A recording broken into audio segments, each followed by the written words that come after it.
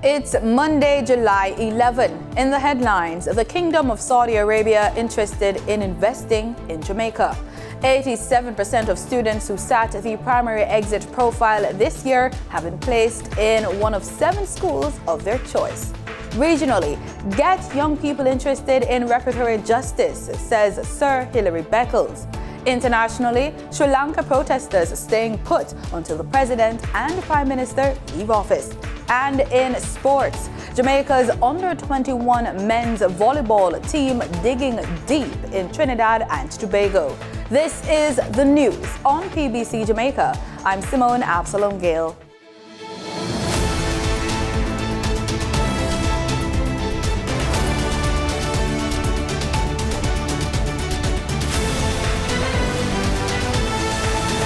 The Kingdom of Saudi Arabia, KSA's Deputy Minister for Investors Outreach, His Excellency Bara Al-Bara, says his countrymen are looking forward to further discussions and what he describes as ready-to-go investments between Jamaica and the Kingdom of Saudi Arabia.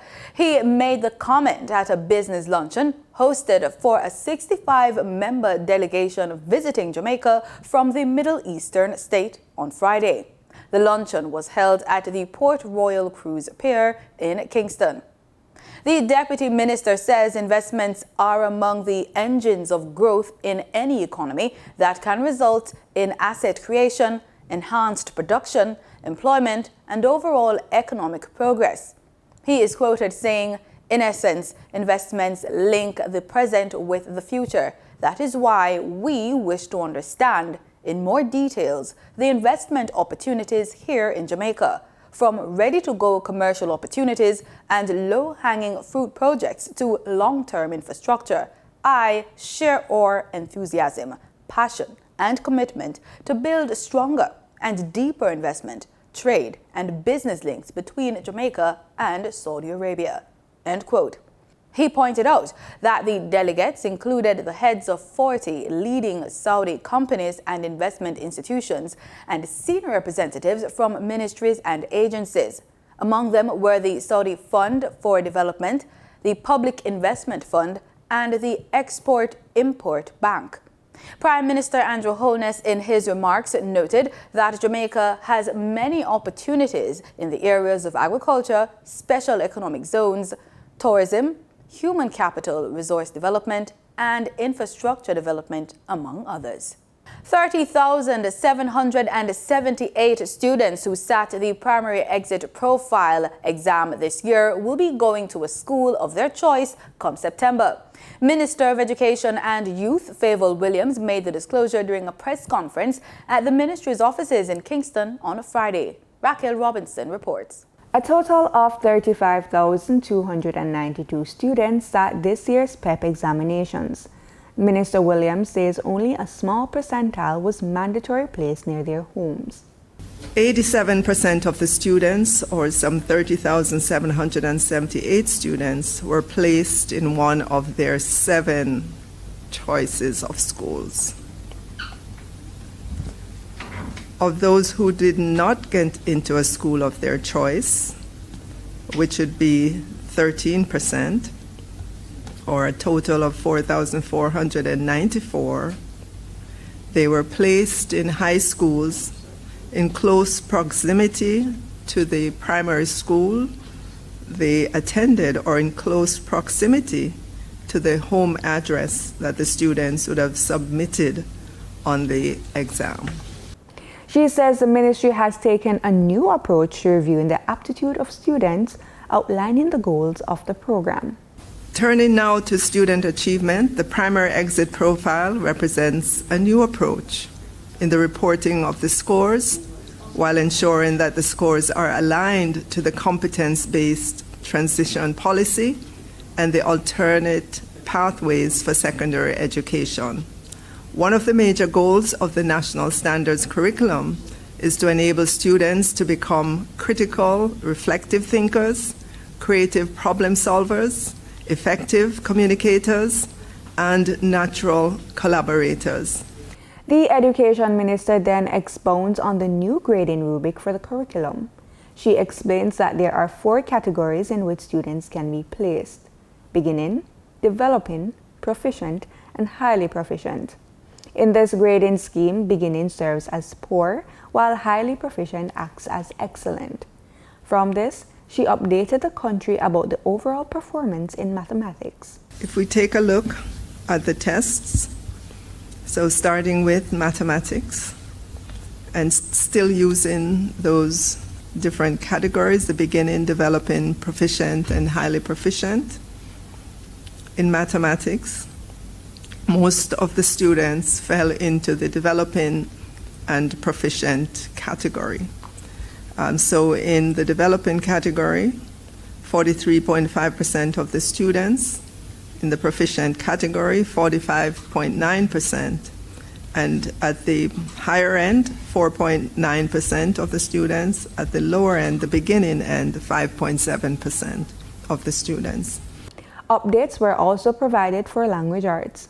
In language arts, 22% in the developing category, 62.7% at proficient, and 14.4% highly proficient, with less than 1%, 0.9%, at the beginning level.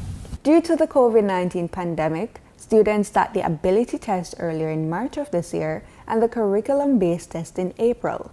However, they did not sit the grade 6 performance task examination owing to the impact of COVID-19 pandemic on students' learning. Reporting for PBCJ, I'm Raquel Robinson. A report from the Planning Institute of Jamaica, PIOJ, says authorities collected nearly $1 billion in traffic tickets. The PIOJ's 2021 edition of the Economic and Social Survey Jamaica says a total of 476,879 traffic tickets were issued during the year under review. According to the Economic and Social Survey Jamaica, excessive speeding was noted at 10.7%. Not wearing a seatbelt was the most common offense. It accounted for 27.4%. At year-end, 48.0% of the tickets with fines of $456.9 million had been paid at Tax Administration Jamaica. 4.3%, valued at $54.9 million, was settled in court. 39.7%, valued at $381 million, was before the court, while the balance is still outstanding. The Road Traffic Regulations 2022 provides details with respect to the licensing of drivers, including the steps in the various application processes, the required documentation, the forms to be used, as well as the fees to be paid. The document was presented in Parliament last week by Minister of Transport and Mining, Audley Shaw.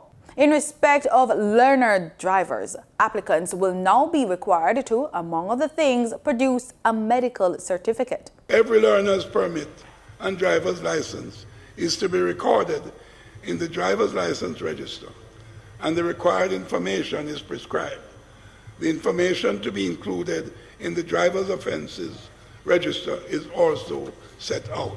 In addition, motorcyclists driving with learner's permit will need to be accompanied by an instructor who is driving another motorcycle within 6 meters of the learner driver. The regulations include provisions for a person who is hearing impaired, including how the test should be administered and the requisite notation on the driver's license if granted. It also addresses what should happen if a holder of the driver's license becomes afflicted with a disease or disability. In such an instance, a medical certificate completed by a registered medical practitioner will now be required for the renewal of a driver's license for any person who is 70 years or older, and these licenses will be valid for a period of 3 years. Provisions are included for demerit points on a driver's license to expire after 15 months. After a period of suspension, the points that led to the suspension will be expunged. The regulations have been passed in Parliament, and the ministry is now tasked with bringing the relative law, the Road Traffic Act 2018, into force, which will repeal the Road Traffic Act 1938. The authority is also empowered to require specific training or retesting for persons whose driver's licenses have been suspended.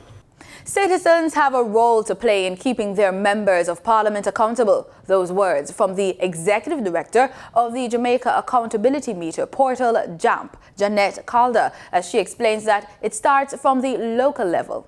Constituency development funds is one of the ways JAMP usually recommends citizens get involved. It's not national, it's local, it's your constituency. You can access your MP easier than you can access an entire parliament. So we usually say to them, well, if you're interested, why not start there? Why not start with asking yourself, we get $20 million allocated to my constituency every year.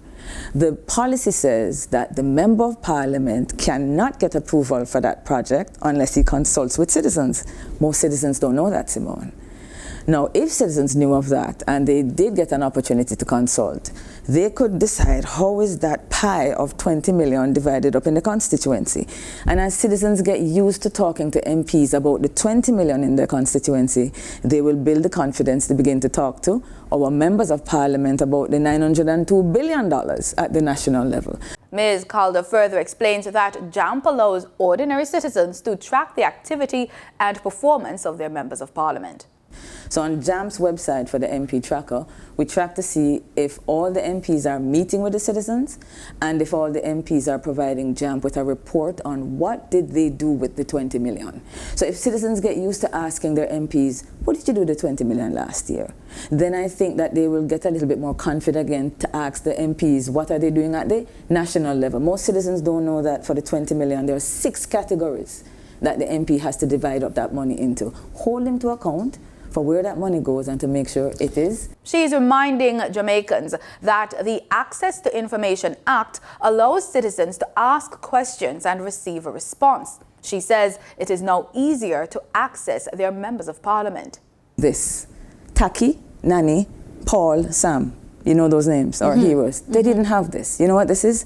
This gives me access to the Prime Minister of Jamaica. This gives me access to the leader of the opposition. How so? How so? Because this is the era of social media. And I think all of us know that our leaders are willing to communicate with us through social media, Instagram, Facebook, Twitter. The question is, to what extent are we communicating back with them? And I'm proud to see that citizens are taking advantage of it. But I'm saying it cannot be a one-way street. Since they have made themselves available, if there's a question, if there's a concern, don't limit it to calling the talking show.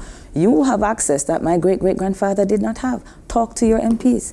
Tag them when you have the questions. Don't let's just talk to each other on Twitter. If it's about a particular issue, tag the minister that's responsible. Find out more about how you can play your part in keeping government accountable by watching the latest episode of PBCJ Presents on our YouTube channel. In a bid to improve Jamaica's food security and reduce the amount of goat and sheep meat being imported annually, the Jamaican government is planning to import animals more. From Marlon Samuels. In Jamaica, there are about 57,000 farming families involved in the small ruminant industry, that is rearing goats and sheep. They contribute 15 to 20% of total meat demanded locally. That is the equivalent of $300 million per annum to the Jamaican economy. This shortfall sees Jamaica importing the equivalent of $2 billion Jamaican dollars worth of goat and sheep meat annually, in an effort to bolster the small ruminant industry, reduce the import bill and contribute to Jamaica's food security. The Small Ruminant Association of Jamaica plans to expand the industry with the importation of animals. Over 119 farmers reached out to me through a poll that we did of private individuals who want to import animals to this country. People, they want to import animals from Canada, USA, Australia, South Africa, all over the place. Now, it's not everything that can work. There are special protocols and special rules and, you know, many different things to consider in importing animals. So we are in dialogue with the government. We are going to have a meeting with all the stakeholders, meaning the government bodies are going to be there. And we are going to have the discussions. The farmers will be invited and you can have a one-to-one discussion. And the plan is to make the process easy and simple, that any farmer in this country can import animals to this country. 28 boas have already been imported by the College of Agriculture, Science and Education, CASE. They just recently have landed here and they are doing well and okay so far. But as you all know, the government is also planning to import about 200 animals, goat and sheep. Some of the top breeds of goat and sheep to be found in Jamaica will be on display at this year's staging of the Denby Agricultural and Industrial Food Show. The show will be held over 3 days, beginning July 30. Those in attendance will be treated to an exciting goat and sheep competition on Saturday, July 30. For the news on PBCJ, I am Marlon Samuels. In the business report, Knutsford Court Hotel acquired by local healthcare company. Dinita Rodney is at the business desk.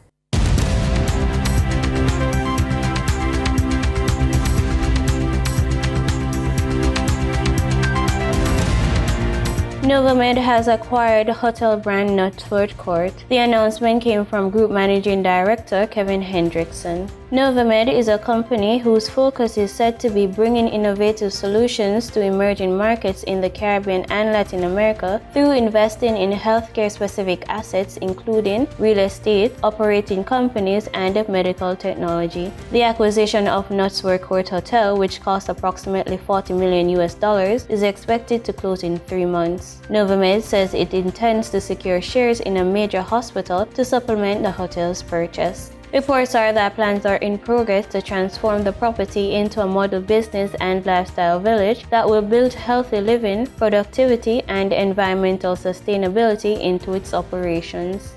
In foreign exchange trading for Friday, July 8th, the US dollar sold for an average of $152.08. The Canadian dollar ended trading at $116.57. The pound sterling traded for $182.94, and the euro sold for an average of $157.34.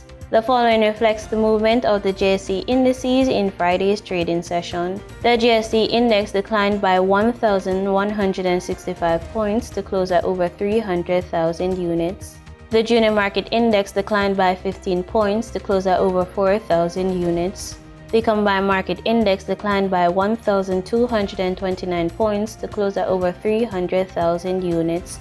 And the All-Jamaican Composite Index declined by 634 points to close at over 400,000 units.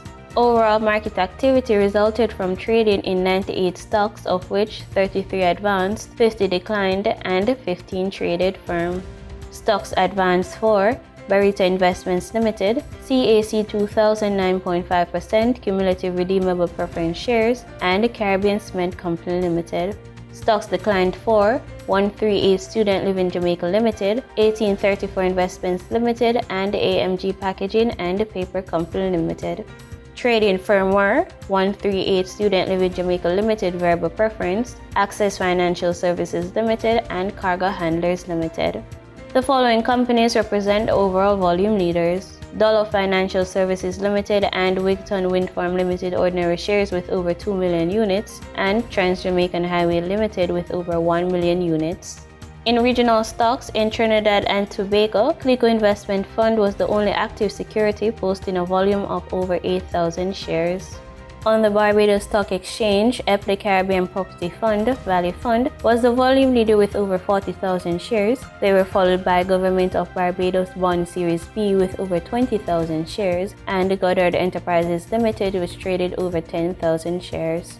The Barbados-based Caribbean Development Bank, CDB, says it has entered into a partnership with the Jamaican-based technology company, TechBeach, to expand access to the business curriculum for entrepreneurs and startups across the region. It said that this would be achieved through combining CDB's capacity in social and economic programs with TechBeach's Technology Entrepreneur Training Program, TBR Lab. Coordinator Micro, Small and Medium-Sized Enterprise Development at the CDB said that the partnership is critical to position technology companies as vehicles for innovation, job creation, and sustainable economic growth in alignment with the Sustainable Development Goals, SDGs, and corporate strategy. In market data for oil prices fell in volatile trade, reversing most of the previous session's gains as markets braced for an expected drop in demand because of mass testing for COVID-19 in China. Brent crude fell $2.08 to $104.94, and West Texas Intermediate crude declined by $2.55 to $102.24 a barrel. And that was the business report on PBCJ. I'm Danita Rodney. In regional news, Chairman of the CARICOM Reparations Commission, Professor Sir Hilary Beckles, says the region has a serious task at hand in getting youth on board with the drive for reparatory justice. He suggests there is a belief that young people are not interested in the issue of reparations as those responsible resisted and dragged the process. But there are those who believe that all they have to do is to resist all of this, because the longer they resist, the more the younger people and the societies that are calling for reparations, the more they will become disillusioned. So that the younger generation will be less and less inclined to press for reparations if there is persistent resistance from the centers of imperial benefit. Sir Hilary says reparatory justice today is about development. Those who have been the beneficiaries of these crimes against humanity, slavery and colonization, they are now confronted with reparations demands at a much more sophisticated level, because reparatory justice is now about development. It's about partnerships. It's about people coming together, those who were the victims and those who were the exploiters coming together to talk about ways in which to collaborate so that everyone goes forward. So reparations is now about development. It's about strategies of empowerment and how to build upon a negative legacy, how to build positively for the future. The United States, under Secretary of State Wendy Sherman, says the Biden administration has allocated $48 million in additional security assistance to Haiti through the United States Department of State's Bureau of Narcotics and Law Enforcement to bolster security across the country. Ms. Sherman made the announcement in a message on Friday, the one-year anniversary of the assassination of Haitian President Jovenel Moïse. She says Washington is committed to supporting a democratic and prosperous future for the Haitian people, noting that Haiti has not yet recovered from the devastating 2021 earthquake of magnitude 7.2, which devastated the southern peninsula. She says rising food prices and fuel makes the situation particularly difficult for citizens, and based on this, millions of Haitians will need humanitarian aid this year. Ms. Sherman adds that the assassination of President Moïse has affected Haiti's political system and reaffirms the need for worldwide intervention in the midst of the crisis. In Guyana, President Dr. Irfan Ali has defended his overseas travels, emphasizing that those engagements are part of a plan to share the government's vision for development and garner the necessary support to achieve that. Continuous meeting and engagement. At the last UN meeting I was there, not a moment in time for yourself. Going with Mr. Hess, bringing all the best players in different sectors in one room and outlining the vision for Guyana, recruiting people to come with us on that vision. That is what is important. Things just don't happen. You have to have sleepless nights. You have to give up your time. Does not happen just like that. News further afield. Protesters in Sri Lanka's capital, Colombo, continue to occupy the offices of President and Prime Minister for a second consecutive day, vowing they will stay put until both have officially resigned. Al Jazeera tells us more. On Sunday, relative calm returned to Sri Lanka. Protesters remained at the president's official residence, making use of facilities normally reserved for the country's elites. A real carnival atmosphere here at the president's official residence. The great facade you see behind me, you notice the architecture. It goes back many, many decades. And this was the site of that massive sea of people who overran this property, seeing the exit of President Gotabaya Rajapaksa on Friday. And the sheer number of people trying to get in to see the president's house is posing a real problem. Those who were part of the protest campaign, who are still trying to control some of the crowds, are urging people to be careful. There is structural damage, obviously a very old property, and just cannot handle the sheer numbers. Climbing up the staircase, there has been structural issues. So that's posing a very real problem and a danger. And this, obviously, the swimming pool at the president's house, the water looking very much worse for the wear. But those iconic pictures of people diving into this right after the protesters essentially overran this residence. Sri Lanka's 22 million people have for months been suffering the worst economic crisis the nation has seen since independence in 1948. The summer heat worsening electricity blackouts, fuel, food and medical shortages, and years of political corruption. The greatest thing the people and the youth of this country has ever done is to chase this man away. He was expelled, chased away. He did not resign. As the protests swelled on Saturday, President Gotabaya Rajapaksa fled his overrun residence. His whereabouts are unknown. He is no longer the president of Sri Lanka. He has been expelled by the citizens of Sri Lanka. Therefore, this is a victorious moment. Official resignations from leaders for a nation in rebellion, now little more than formalities. This is going to be an extremely critical time to ensure there's political stability as well as economic stability at a time where there's also a law and order situation erupting. So if violence is not contained, there is concern that this is going to deepen the crisis. In sports, after suffering a defeat to Haiti in their opening game, Jamaica rebounded with consecutive wins at the Caribbean Zonal Volleyball Under-21 Men's Championship in Trinidad and Tobago.